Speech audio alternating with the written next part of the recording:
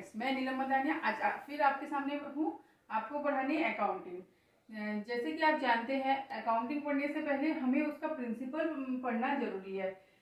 मेरे पिछले वीडियो में मैंने उस अकाउंटिंग प्रिंसिपल स्टार्ट है जिसमें मैंने आपको एक प्रिंसिपल बताया था जैसे जो है प्रिंसिपल ऑफ बिजनेस एंटिटी, मतलब बिजनेस और प्रोप्राइटर दोनों एक अलग है, जो आप डिटेल में देख सकते हैं मेरा पिछला वीडियो देख के।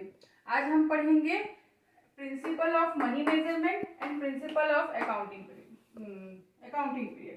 पहले हम पढ़ते हैं principle of money measurement. Principle of money measurement principle of money measurement में क्या है, हम अकाउंट में उसी चीज को नोट करते हैं जिनको हम मनी में मेजर किया जा सकते हैं। आप जानते हैं कि बिजनेस के लिए बहुत सारी चीज बहुत जरूरी है जो बिजनेस में बहुत इफेक्ट डालती है, कि जैसे कि फैशन चेंज हो रहा है, ट्रेंड चेंज हो रहा है, लोगों की सोच बदल रही है और कुछ नेचुरल कैलामिटीज आए हैं। तो बहुत सारे रीजन हैं जिसकी वजह से हो सकता है कि हमारा प्रॉफिट कम हो, लेकिन क्योंकि हम उसको मनी में मेजर नहीं कर सकते, हम उसको अपने अकाउंट्स और बुक्स ऑफ अकाउंट्स में नहीं दिखाते। तो जो चीज को हम मनी में मेजर कर सकते हैं उनको अपने बुक्स ऑफ अकाउंट में दिखाते हैं। तो इसीलिए उसको बोला जाता है प्रिंसिपल ऑफ मनी मेजरमेंट, मतलब अकाउंट्स में उसी चीज को रिकॉर्ड किया जाएगा जिनको हम मनी में वैल्यू किया जा सकता है। तो इससे क्या होगा कि पॉसिबल हम कुछ उससे नतीजा निकाल सकते हैं। अभी हम लिख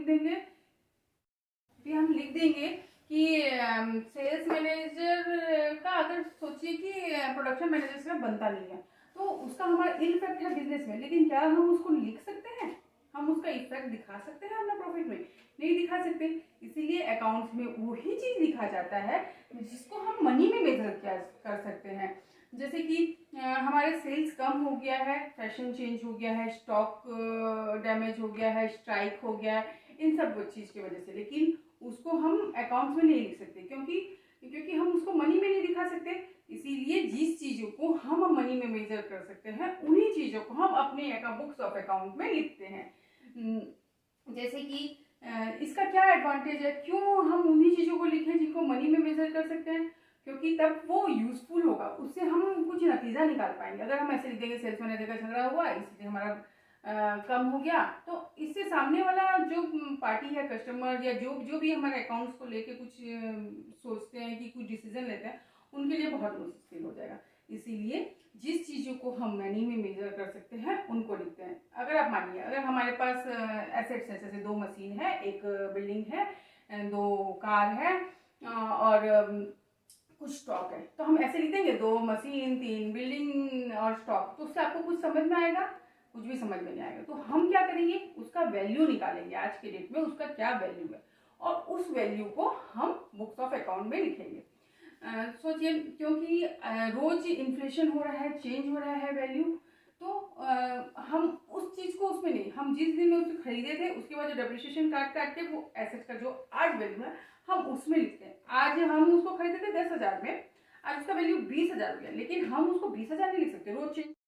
तो ये जो प्रिंसिपल है, प्रिंसिपल ऑफ मनी मेजरमेंट, इसका कुछ लूज होल्स भी है जो बहुत सारे लोग बोलते हैं कि इसका ड्रॉबैक है। जैसे कि पहला, जो चीज मनी मेजरमेंट में नहीं कर सकते उसे हम इस पर रिकॉर्ड नहीं करते, भले ही उसका कितना भी इल इफेक्ट हो हमारे बिजनेस में, हम उसको रिकॉर्डिंग नहीं करते, तो सही हमको नतीजा नहीं मिलता कि आज अब की बार प्रॉफिट क्यों हुआ है, क्योंकि किसी वजह से वो सेल्स बूस्ट हो गया है तो प्रॉफिट हो गया है। लेकिन ये नहीं पता कि ये टेम्पररी प्रॉफिट है, बिजनेस ग्रो नहीं किया है, बिजनेस में कुछ तरक्की नहीं हुआ है, तो ये एक ड्रॉबैक है। सेकंड, हम इसको, क्योंकि पैसा कंस्टेंट चेंज हो रहा है, लेकिन हम इसमें लिखते किस रेट में है, जो प्रीवियस रेट में हम उसको खरीदे थे, तो आज उसका वैल्यू ज्यादा है कम है वो पता नहीं, आज का डेट में उसका वैल्यू नहीं, हम जो खरीदे थे मनी मेजर जो खरीदे वो रेट है। इसको भी एक ड्रॉबैक माना जाता है प्रिंसिपल ऑफ मनी मेजरमेंट।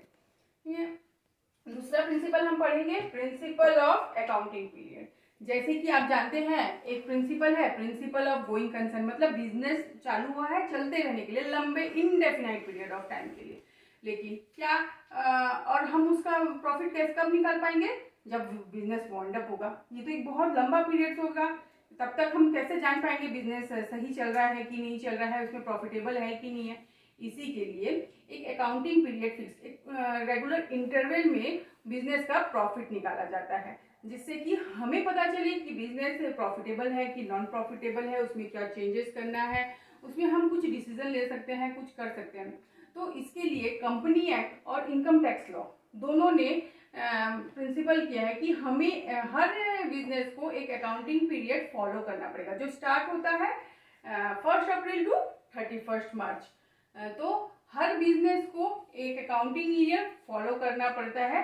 तो इसको बोलते हैं प्रिंसिपल ऑफ अकाउंटिंग पीरियड। मतलब हम अकाउंट्स बनाते हैं for a particular interval of time, it generally of 12 month from April 1 April to 31 March. So every business has to follow a accounting period. He may follow from 1 जनवरी, कोई business है 1 जनवरी से 31 दिसंबर तक भी follow करते हैं, but maximum business accounting period को मानते हैं from 1 April to 31 March next year. So दोस्तों, क्या अगर आपको मेरा अकाउंट पढ़ाना समझ में आता हो, प्लीज़ लाइक एंड सब्सक्राइब ताकि मैं मोटिवेट हूँ और वीडियो बना सकूँ। Thank you.